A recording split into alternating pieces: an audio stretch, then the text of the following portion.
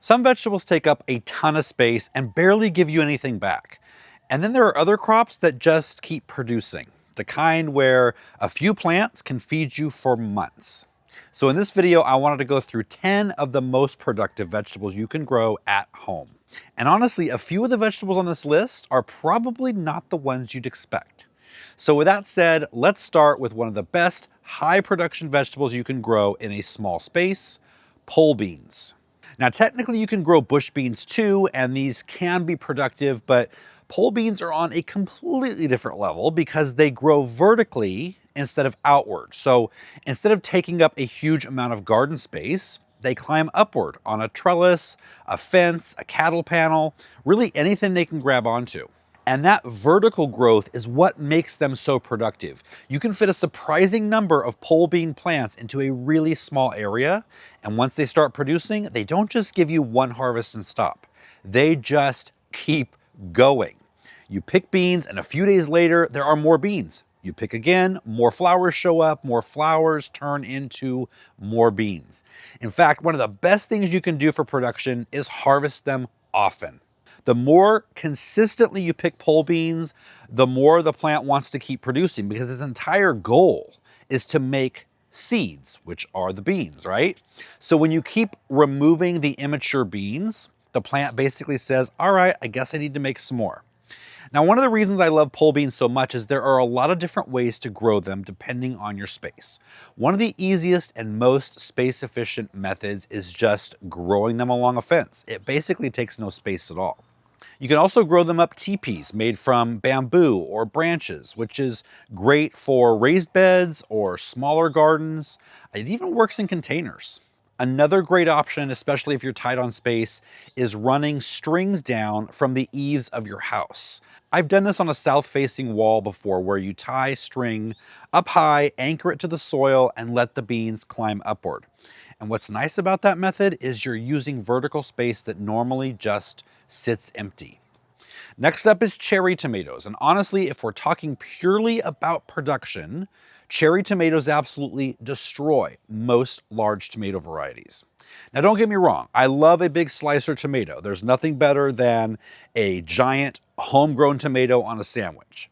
But if your goal is maximum harvest over a long period of time, cherry tomatoes are in a completely different category. A single healthy cherry tomato plant can produce hundreds and hundreds of tomatoes over the course of a season. And unlike a lot of larger varieties that tend to slow down once the heat really kicks in, many cherry tomatoes just keep going. And another reason cherry tomatoes are so productive is they ripen faster. A large tomato takes a lot of energy for the plant to produce and mature. Cherry tomatoes are small, so the plant can ripen them much more quickly and in much larger numbers. Now, if you really want maximum production, I would suggest growing indeterminate varieties and growing them vertically on some type of support system. Tomato cages can work if they're very sturdy. Make sure you don't get the kind that fall apart literally on the way home from the garden center. You can also grow them on a string trellis. And basically that just means making a basket or a box with some string or twine around some posts that are driven into the bed. And that gives them something sturdy that can support them all season. And just like with pole beans, vertical growing changes everything here. Instead of one sprawling plant taking up half your garden, you can grow upward and fit a lot more production into a smaller footprint. You can actually take two large tomato cages, turn one upside down, and use landscape staples or tent pegs to secure it into the soil, even in a container. Insert the legs of the second cage into the upside down cage and strap them together using zip ties. Now you've got a tall, sturdy support system for your plant in a container or in the ground. A few varieties that have been incredibly productive for me are Sun Gold, Sweet Million, and Super Sweet 100, especially Super Sweet 100. That plant can get absolutely out of control in the best way possible. And one thing I think that surprises newer gardeners is how much more reliable cherry tomatoes usually are compared to large tomatoes. They tend to crack less, they ripen more consistently, and even when conditions aren't perfect, they still usually produce really well. So if somebody told me they only had room for one tomato plant and they wanted the biggest overall harvest possible, I would tell them to grow a cherry tomato almost every single time. Next up is zucchini, and I think this one probably deserves a spot on almost every productive vegetables list ever made because zucchini plants are just absolute machines. What makes zucchini so productive is how quickly it grows and how quickly it replaces fruit after harvesting. Especially during warm weather, you can go out there one day and see a small zucchini forming, and then 2 days later, it's somehow the size of a baseball bat. Now, just like a lot of crops on the list, harvesting consistently is key. In fact, one of the best things you can do for production is harvest zucchini while they're still fairly small. You might think bigger is better, but smaller zucchini are usually more tender, they taste better, they have less seed, and more importantly, harvesting them early encourages the plant to keep producing new fruit. Also, once a zucchini gets huge and stays on the plant too long, the plant starts thinking its job is done now because it's got maturing seeds inside that fruit. And that usually slows down production. But if you keep harvesting them young, the plant stays in that keep producing mode much longer. Now, one thing that can sometimes limit zucchini production is pollination. You'll occasionally see little baby zucchini start forming and then suddenly shrivel up and rot at the end. Most of the time, that's incomplete pollination. So if you don't have a lot of bees in your garden, there are a couple things you can do. One option is hand pollinating, which is honestly really easy. Zucchini plants have separate male and female flowers. The female flowers have the tiny baby zucchini behind them, while the male flowers are just on a straight stem. You can take a male flower, remove the petals, and gently rub the pollen onto the center of the female flower. You can also use a small paintbrush or even a cotton swab. Another thing you can do is actually grow zucchini vertically up a sturdy stake or trellis. A lot of people don't realize you can do that with some varieties, but getting those flowers up off the ground and more visible can really help bees find them more easily. It also improves airflow and can help reduce disease issues. And last but definitely not least, one of the easiest ways to improve pollination in general is just planting flowers near your vegetable garden. Bees are much more likely to hang around if there's a steady food source nearby.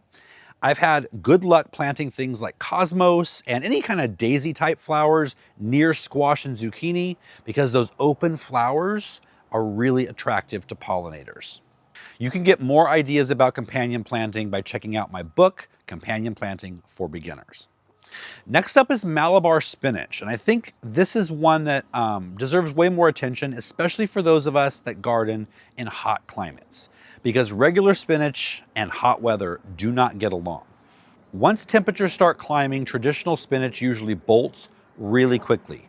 It turns bitter and basically gives up for the season.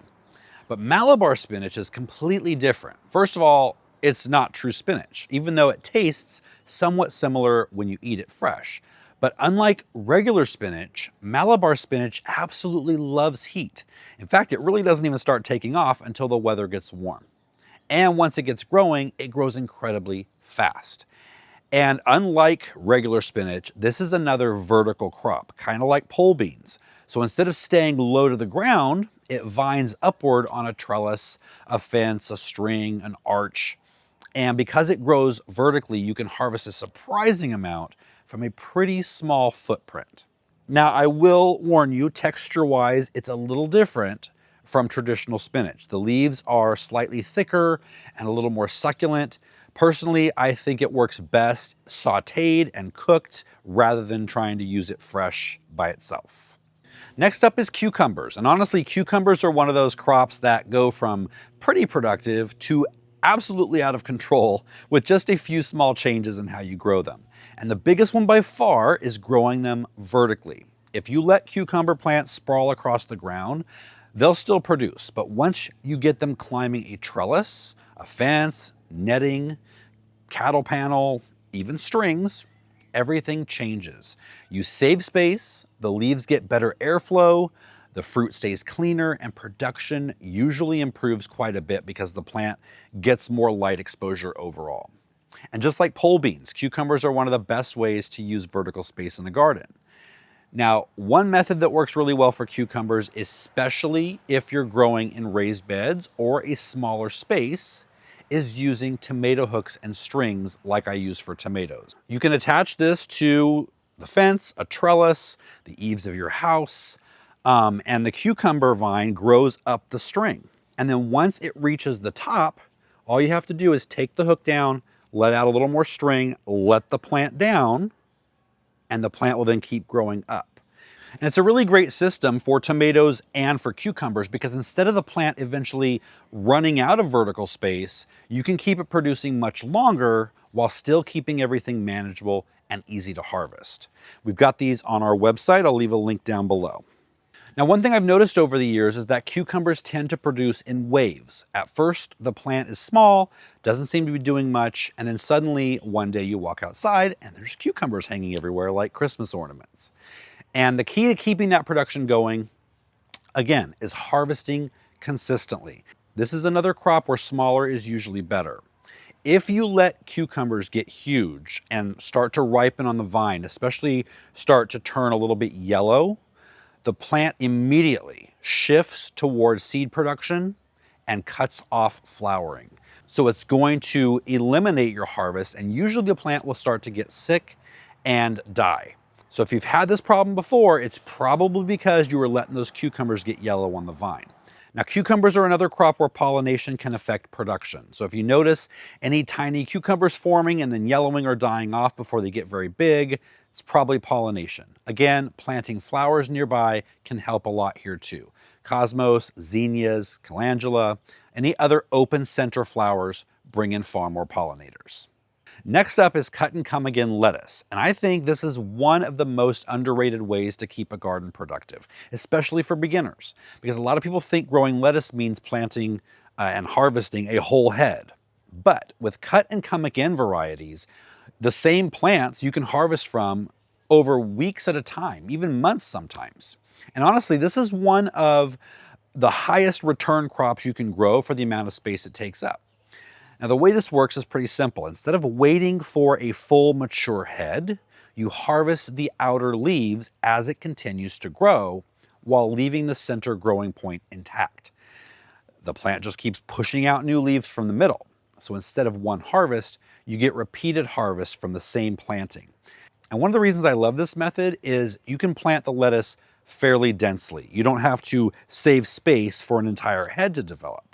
Since you're harvesting young leaves instead of giant mature heads, you can fit a lot of plants into a small space.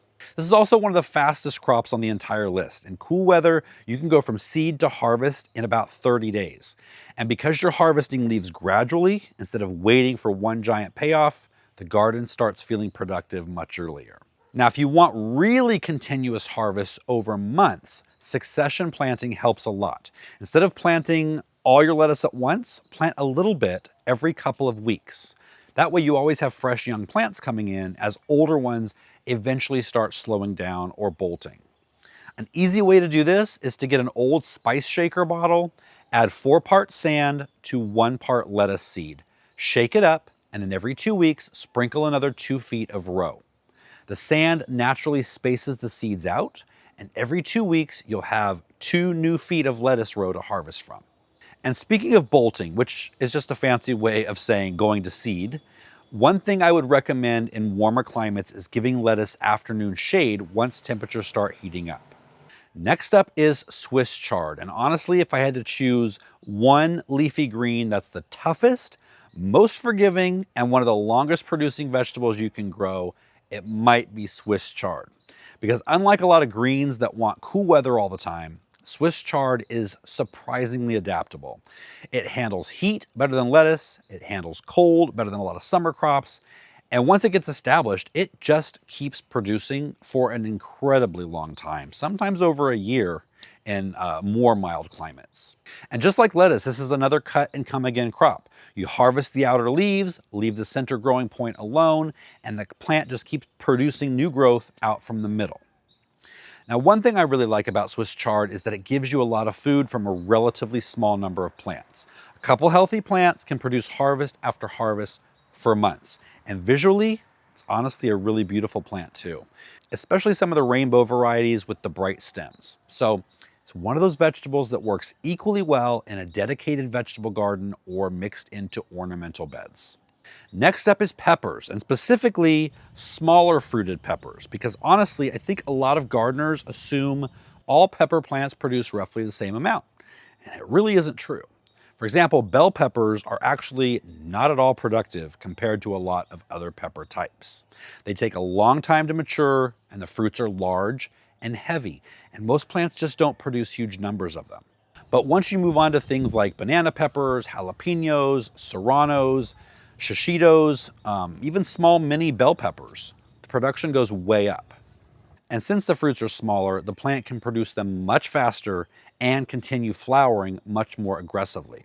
Now, unlike sprawling zucchini or vining cucumbers, peppers stay relatively compact while producing a surprising amount of food. And in warm climates especially, peppers can produce for a really long time. In fact, here in Southern California, peppers can grow almost up until November or even December. Next up is kale. And kale is one of those vegetables that can become one of the most productive plants in your entire garden because it just keeps going for such a long time. A lot of vegetables give you one big harvest and they're done, but kale is another true cut and come again crop where you can keep harvesting leaves for months and months and possibly over a year. And just like chard, it handles cold, it handles heat, it just keeps on trucking no matter what the weather is. Now, in order to grow kale, you should like it. I don't like it, but I do grow it because I feed it to my chickens and they love it. But one of the things about kale that is probably the biggest inhibitor to good production are pests. They're usually the biggest thing that is a problem for people with kale. You've got aphids and cabbage worms. So making sure you keep checking on plants. You can spray aphids off usually with water. Cabbage worms you can pick off or use something like BT. Another companion planting strategy, one for kale, would be things like dill or fennel, flowering carrot, letting those go to flower, and those flowers bring in beneficial insects like wasps. Now, they're not the kind of wasp you think about that might sting you. These are little wasps. Now, they actually lay their eggs inside the cabbage worm, and the babies eat the cabbage worm from the inside out. So it's a really natural way of getting rid of cabbage worms where you don't even have to worry about what's going on, and you get the benefit of these flowers and the different herbs that they have that they flower on. Next up is sweet potatoes. And if we're talking about the sheer amount of food produced from a relatively small area, sweet potatoes are honestly hard to beat because this is one of those crops where you plant a few little slips and months later, you're digging up an entire pile of food from underneath the soil. And what I really like about sweet potatoes is they're productive in multiple ways. Obviously, you get the tubers underground, but the plants themselves also produce an incredible amount of vine growth that shades the soil, helps suppress weeds, and honestly just looks beautiful in the garden. And they're edible too. The leaves can be sauteed just like spinach, and they're actually quite tasty and healthy. So sweet potatoes are basically a storage crop, but they also give you something to eat throughout the season, and they're ornamental as well. I mean, how can you not love them? Now, one reason sweet potatoes are especially productive in warm climates is they absolutely love heat. While some crops start struggling during the hottest part of the summer, sweet potatoes just bask in it. They're happy, and once they're established, they're surprisingly resilient. Now, unlike regular potatoes, sweet potatoes store incredibly well after curing, which makes them one of the most practical food producing crops for long-term use. In fact, here we harvest our sweet potatoes in about November, and they stay all through the winter, and we still have them, in spring. I still have some actually right now. We're in May. So keep them cool, and they're going to store a really long time. If you want to see exactly how I grow sweet potatoes, harvest them, and get bigger yields from them, I actually have a full video all about that, which I will link right here. I'll see you guys next time.